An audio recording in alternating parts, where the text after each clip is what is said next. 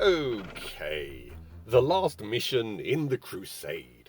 As usual, Hive Fleet Leviathan for transhuman on Synapse and mini transhuman on non, and a single dice reroll for each unit in both shooting and melee. I still haven't used the former once as of yet. The new improved toughness of the Tyranids mean the Ultramarines just don't throw out enough damage to get better than a 4-up to wound, and even after switching to the heavy intercessors, it still isn't popping up. So while this fleet would be better suited to heavier hitters, it's still worth it for an awesome psychic power. I'm still sticking with the Prime as my Warlord, and he has a Venom Cannon, the Reaper of Obliterax, and the Warlord trait of Synaptic Tendrils, so it can use Alpha Warrior to re-roll wound rolls of a 1 and use it twice, so for himself and his boys. He is blooded and has Armoured Biomorph for an extra point of toughness. He'll be embedded with a unit of 6 Tyranid warriors with dual bone swords for the extra attack. 2 of them will be spending 5 points each for Venom Cannon, while the rest have Death Spitters, and with my few leftover points, I'm going with Toxin Sacs and Adrenal Glands. The warriors are battle hardened, and their battle traits are Veteran Warriors for re-rolling 1s to hit, and Fleet of Foot for +1 move. And a 3 warrior squad with 2 warriors with dual bone swords and death spitters, and 1 with a venom cannon. These are blooded and are also veteran warriors for the re-rolling 1s to hit. The Neurothrope has the warlord trait of synaptic tendrils to funnel another edition of Warped Siphon to the Hive Tyrant, and it also has the Resonance Barb Relic. It is blooded and has tactical experience for regaining a spent command point on a roll of a 6. From the assassination mission we played, it also gained the trait of Psychic Might for an extra manifested power. It knows Catalyst, Onslaught and Paroxysm, and the Leviathan power of Hive Nexus. 3 Venomthrope that are also blooded, and they have instinctive autonomy to increase synapse to 18 inches instead of 6, because I like sending them forward to snag and bog down the foe, their grasping tendrils stopping the enemy from falling back, which Ultramarines like to do. A lot. They are also grizzled for a 6-up to ignore a wound loss. The Hive Tyrant has a heavy venom cannon, monstrous bone sword and lash whip, and has the warlord trait of adaptive biology for a 5-up save on any lost wound. It is blooded, so it has armoured biomorph for +1 toughness. In addition to Hive Nexus, this big bug knows Catalyst and Paroxysm, but these are backups in case it gets out of range of the Neurothrope and needs to cast them on itself while it is deep in enemy territory. Until then, it'll be chucking out the smites. Accompanying it into the fray are 3 Tyrant Guard with adrenal glands, so they can try and keep up with the Tyrant and make them hit a little harder. Now that I've magnetised them, they have lash whips and bone cleavers. And the Screamer Killer Carnifex with synaptic enhancement to keep it operational while independent, and also broadcasting some synapse when it moves in, and adrenal glands to speed it up a bit. Last game, keeping this thing in cover as backup worked great. If things start to fall apart, I can bring it barreling in to dish out damage and provide emergency synapse. The mission. It's the last game of the Crusade, so no agendas this time. We're playing Relic, and so it's a mad dash to get to the middle, dig up the container holding the banner, and then bring it back to your deployment zone. Points for holding it, and more for being the one holding it or being near it at the end. Because of the Primaris big reshuffle last game, I have a ton more Crusade points, and so 11 command points for the Primaris and 6 for me. I can see that shoot again strat getting a lot of play this game, along with oodles of transhuman physiology to thwart my venom cannon. My opponent also brings in a nice swanky dice tray from the Seattle Open, from doing awesome in the painting contest. Deployment. We deploy at least 12 inches from the centre of the battlefield. There are no other objectives other than the Relic, so we roll off, and the Ultramarines are the attackers and also get to go first. Basically, we both just set up along our deployment zone. It's like we're about to play grimdark dodgeball or something. I'm keeping with my main advancing block of Tyrant Guard and Hive Tyrant, supported by Venomthrope, with the Neurothrope floating about 12 inches behind to channel Warp Siphon up to the Hive Tyrant. The 3 warriors by the containers, and the big block and the Carnifex on the other side of the battle. The time for battle is now! The assault guys advanced and get a 2. The guys with the heavy weapons and the rest of the forces all make a normal move. The captain still has a bit of a limp and also has lost reputation from the last battle. However, inspiring command for a command point increases his aura back to normal range for this turn.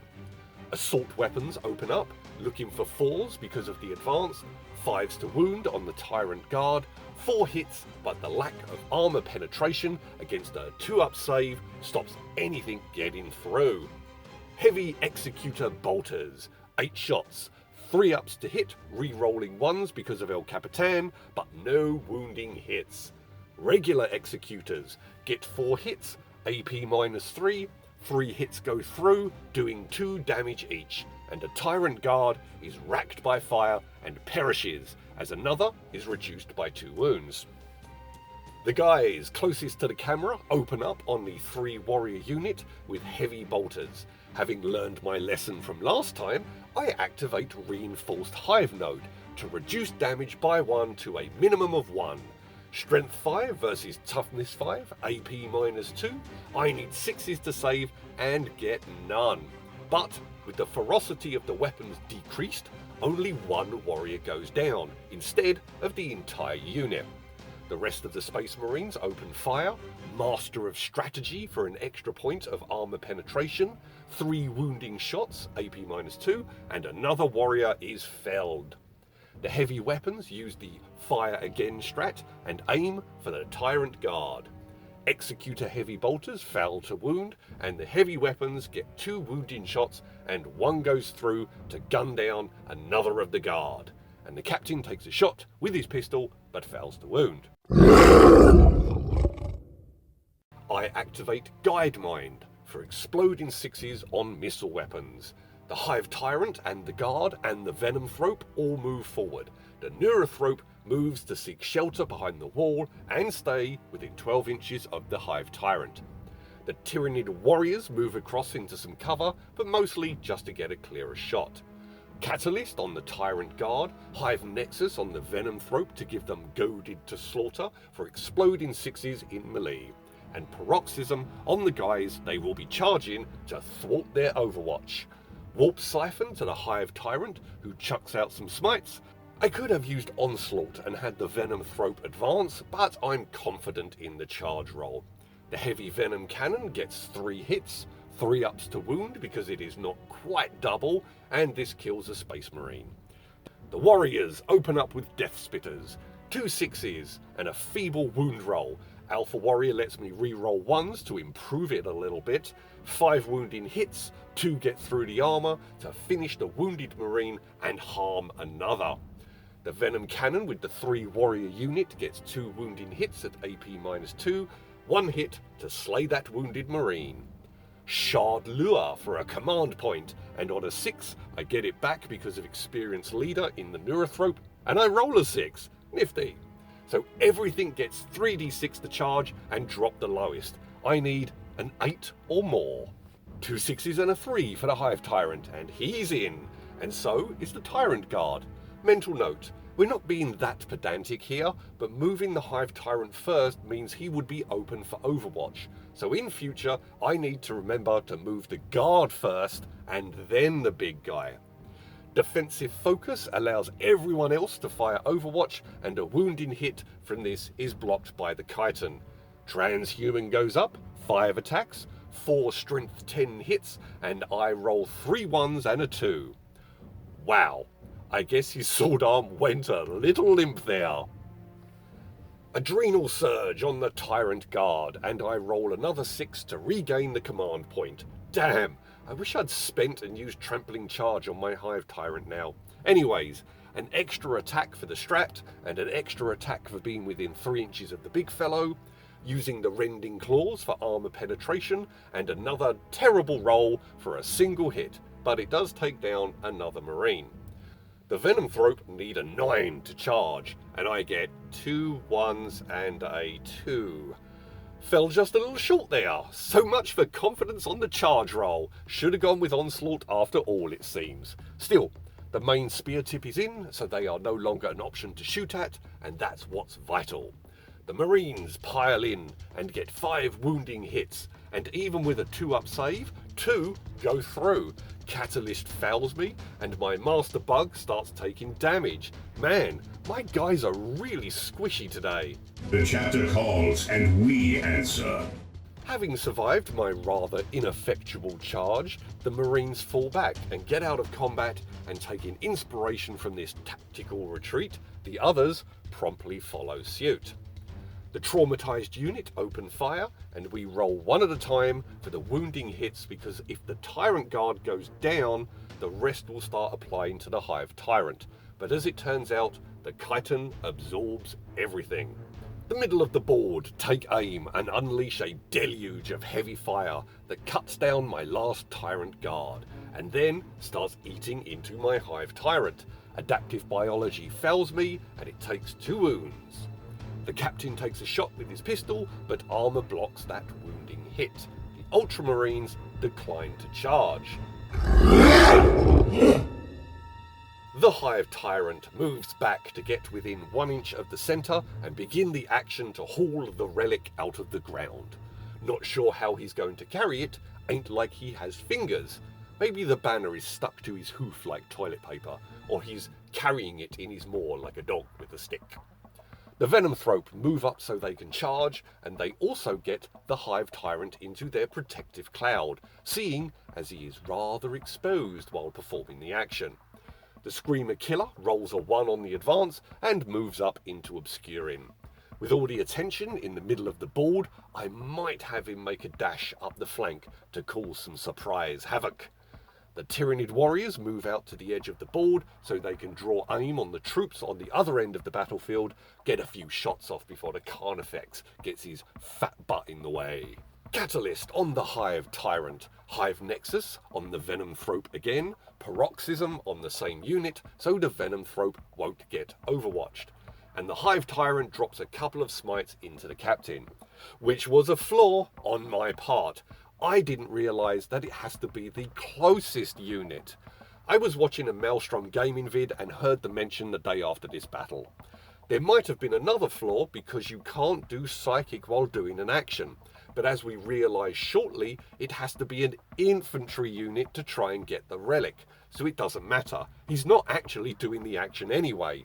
It just means he decided not to shoot this turn, for, reasons. I guess projecting synapse, casting psychic, and fighting, and shooting is just too exhausting. It had to drop some of them. The Venom Cannon open up, and every time I re-roll a 1, I get another 1. It's an odd curse that keeps afflicting me. Anywho, 2 Ultramarines are killed, and a 3rd is injured. The Venomthrope charge, exploding 6s. The Leviathan re-roll becomes another 1. 2 6s and unmodified wound rolls of 2 up succeed, so 11 wounding hits, but the AP-1 only counters the armor of contempt, so only 2 damage gets through. But the foul cloud does a mortal wound and causes that wounded guy to choke, gasp, and collapse lifeless onto the field of battle, overwhelmed by the fumes. The Marines pile in and do a point of damage on the Neurothrope. For the Emperor! The ones on the edge of the board sneak forward a little to get into rapid fire range on the warriors. The central unit continues to retreat, firing as they go. Grasping tendrils succeed and stop the ones facing the Venomthrope from escaping their clutches.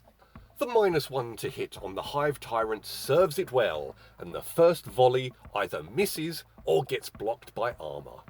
It'll be 2 CP to get reinforced Hive Node on these guys, so I opt not to, and preserve the points for regeneration on my Tyrant and Carnifex should they start taking some serious damage. 3 wounding hits on the warriors, 1 gets saved, but the heavy weapons do 2 damage each, and kill 1 and wound another. Okay, Now they are 1 CP to get into reinforced hive node. A little more affordable, so next time. 3 hits on the hive tyrant, and the 3-eyed snake on adaptive biology appears once more. He goes down to 5 wounds. The venomthrope takes a wound and dishes one out. Now we realise the infantry thing. So the hive tyrant snaps out of his trance where he's just been staring at the relic and moves to engage the marines. I pondered having the venomthrope fall back, and as actual infantry they could start to perform the action. And again, not sure how, they have no fingers, but seeing as falling back means no action taking this turn, and because they are a lot more fragile than my other forces, I'm leaving them in combat. At this rate, no one is going to get the damn flag. Our forces are just that intent on wiping each other out. It's actually kind of perfect. There is, after all, only war. The Tyranid warriors are much hardier, and with Hive Node now only costing a single command point, they are likely to be able to hold out once exposed. They can't make it with a move, so they have to advance, but it does get them within an inch, so they can start the action next turn. Recalling this time that monsters can't run through Breachable, the Screamer Killer moves out and then forward along the edge. Catalyst on the Tyranid warriors to improve their ability to stay put and survive. Paroxysm from the Neurothrope to the warriors to the Carnifex because of synaptic enhancement, and into the unit he is about to charge. Okay, here we have a trade on screw-ups. A couple of smites kill the captain, who wasn't the closest unit, but I completely forgot my shooting phase and proceeded straight to charging. All those venom cannon and death spitters and the bioplasmic and the heavy venom cannon, because of big guns never tire, all fall silent for some inexplicable reason. The Hive Tyrant dispatches the Ultramarines, leaving only the wounded sergeant left. The Screamer Killer gouges into opponents and kills 2 of them. The sergeant decks a venomthrope with his bare hands, and the other guys do a wound on the Carnifex. Feel the Emperor's wrath! The sergeant tries to fall back, but I get a 4 and snare him with the grasping tendrils. The Primaris facing the Carnifex do fall back, however, as the middle unit moves forward and opens fire on the warriors to stop them making off with the banner. Heavy weapons do 3 damage, and armor and catalyst fail, erasing a warrior. Another couple of hits from the heavy stuff, and I need 6s to save, and get both. The opposite of my Snake Eyes streak has apparently manifested.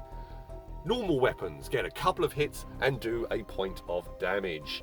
2 command points lets them fire again, but some poor wound rolls and some excellent armor rolls result in absolutely nothing happening. The 3-man squad go for a charge and fail. The main unit tries to charge and fails. The dice are not being kind to the sons of Guilliman. The Hive Tyrant hacks the sergeant apart, trying to make up for its appalling performance at the start of the game, but we all saw what you did. The warriors start digging up the relic. The Carnifex gives pursuit, and the Hive Tyrant moves so it can get into guaranteed charge range, and the Venomthrope follow to get the protective cloud around him, and the lone Tyranid warrior advances, just in case the main warrior unit is slaughtered, so he can dash in, snag the relic, and leg it. Casting Catalyst, it fails. Paroxysm on the main squad to deny Overwatch, goaded to slaughter on the Hive Tyrant, who throws out a couple of smites for 3 mortal wounds.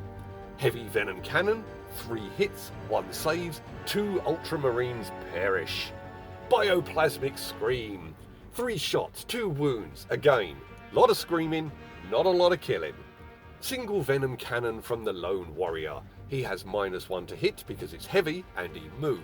So 1 wounding hit, AP -3, kills one of those facing the Carnifex. The Hive Tyrant charges and uses Trampling Charge, but gets a 1. No damage, a wasted command point. His monstrous Bone Sword is far more effective. 5 hits, all wound, 6s to save, and the Marines get 3 of them, so only 2 guys perish. The Carnifex only gets 2 wounding hits, 1 is saved, but that's enough to finish a Marine. His battle brother mounts his attack and does another point of damage. 4 wounding hits on the Hive Tyrant, and I botch the armor saves, and it is taken down to 6 wounds. The terrifying ability of the Screamer Killer is nullified by an Ultramarines ability, so no morale screw-ups. We are the bringers of death! More falling back, but they failed to kill the Tyranid warriors, and so we decided to call it here. Wow, right to the last turn. Didn't see that coming. Normally, missions that necessitate charging into a single spot suits my guys wonderfully and ends rather quickly, whereas the objective snagging missions tend to benefit the Ultramarines. So, the Ultramarines are defeated. The Tyranids are victorious. The Great Devourer is pleased. Okay, that went pretty well. I probably should have kept the 3 warrior squad in cover to preserve them, but I wanted that venom cannon in action. Forgetting the shooting phase was a rather significant screw up, as was putting my Hive Tyrant on the Relic, costing me a charge and a shoot. But I did illegally assassinate the captain with smites. Mind you, it only meant the rerolls were lost on turn 4, where the direction of the game was pretty much established. So this list is pretty powerful, even with the OP Zoanthropes dropped for a Screamer Killer. The Hive Tyrant and the Warriors are real game changers now. So we're going with a couple of battles before starting a new crusade. So I think I'll try Hydra and break out all of my gaunts for a change of pace and see how they fare in the new codex. Plus, I want to try a Death Leaper, and I've got a Parasite of Mortrex in the post as well. We're also going to be colourblind and pretend the blue is actually red, as my opponent proxies his army as Blood Angels. I thought Angels of Death was well awesome. I found a few episodes on archive.org and bought a month of Warhammer Plus to watch the whole thing. I think it's also on yesmovies.id, so maybe we can run this as an actual finale. The Sword of Baal arrives as reinforcements in the system, drops a barrage to wipe out my victorious Leviathan Tyranids, and they drop pod in to get the banner, just as Hydra scout forces move in. Captain Caspeth lay bleeding and barely able to breathe. Even his enhanced anatomy was having trouble coping with the level of trauma it had sustained. His body and mind had almost been torn apart from psychic assaults, and the remnants of his forces also lay still or in the last moments of their lives. This crusade had been one of the longest and most arduous of his many century-long career of devotion to chapter, primarch and emperor, and it had now ended in failure. He wondered if perhaps that this was too harsh an interpretation, because countless imperial citizens had been saved, allowed to get off-world from the defence of the spaceport, and despite overwhelming odds and a foe that evolved and enhanced itself with every engagement, they had indeed found the banner. Only in death does duty end. Caspeth had heard this countless times. He had said it countless times, and thought he knew its meaning. But now, as the flame of his life flickered and faltered, he realised its true importance. For a warrior that had given everything in the service of the Emperor, endured pain, savage conflict, grievous wounds, and amputations, had exchanged a near immortal existence for a brief war-torn one. That simple phrase was the ultimate nepenthe for the dying. Only in death does duty end. That litany was his personal reward. Caspeth knew without any doubt he had served to the limit of his ability, and now finally he could rest knowing he had done so. The sound of the Tyranid warriors digging reached his ears. They were still excavating whatever container held the banner, trying to free it from the ground. But there was no anger now. His duty was at an end. He could enjoy the peace of breathing his last under the blue skies and lush green lands of the agri-world. In the vacuum of space about Cozen's Folly, a dazzling eruption of light and exotic radiation raged, quickly forming a small star. The roiling sphere scratched at the nearby void with ragged arcs of lightning as it reached a screaming crescendo. The massive and magnificent prow of a strike cruiser emerged as the vessel Sword of Baal poured from the multi-dimensional wound and began to make for low orbit. Long-range scanners detected an Ultramarine strike cruiser engaged in combat. The vengeance of Macragge and a Tyranid bioship were gouging at each other with rancor, neither having the upper hand. Turning technological eyes to the nearby planet, a brief scan of the drop zone revealed flickers of Astartes life and a mass of Tyranid biological activity. The crew gave an appalled gasp as these embers of life began to wink out and go dark. The Sword of Baal banked sharply to present a broadside to the lush emerald surface of the agri-world. Training its bombardment cannon on the location, the cruiser unleashed a vengeance in the form of a single projectile, just as a sudden shoal of drop pods hurtled towards the atmosphere. As soon as this dual cargo of doom was free, the potent craft accelerated to full military thrust. Having reinvigorated the fight on the planet below with Astartes, it would now assist the one unfolding in the stars with barrages of macro cannon and energy lances. Captain Caspeth's sight was vanishing at the periphery, darkness eating at the corners as colour seemed to drain away. A strange noise caught his ears. He revived his vision a little with some pained blinks and a squint that proved to be one of the toughest physical challenges he had ever faced, so weary was his entire form. In the sky, an incandescent comet was quickly growing in size and luminance. Plunging into the atmosphere, the comet was not alone. The unmistakable winks of light upon drop pod hulls were plunging in its wake, following it in. Even at this extreme range, his enhanced vision could just make out the symbol of the Blood Angels. The single projectile plunged into a nearby hill and erupted with a fury that would have shamed all but the most heinous volcanic eruption. A wall of solid light and flame rushed like a tsunami across the land, expanding outward. The Tyranids shrieked and came apart as the blast embraced them, tearing them into the air and dissecting them upon buffeting waves of incendiary death. As consciousness fled, just before the blast wave reached his supine form, Caspeth gave an amused chuckle of satisfaction. An unknown duration passed. Perhaps he heard the echo of gunfire, but his life had been filled with such a chorus, and so might well just be memories from countless battles reverberating in his very soul. As his twin hearts managed one last moribund beat, he vaguely detected a human voice coming from a vox grill. "Rest, brother.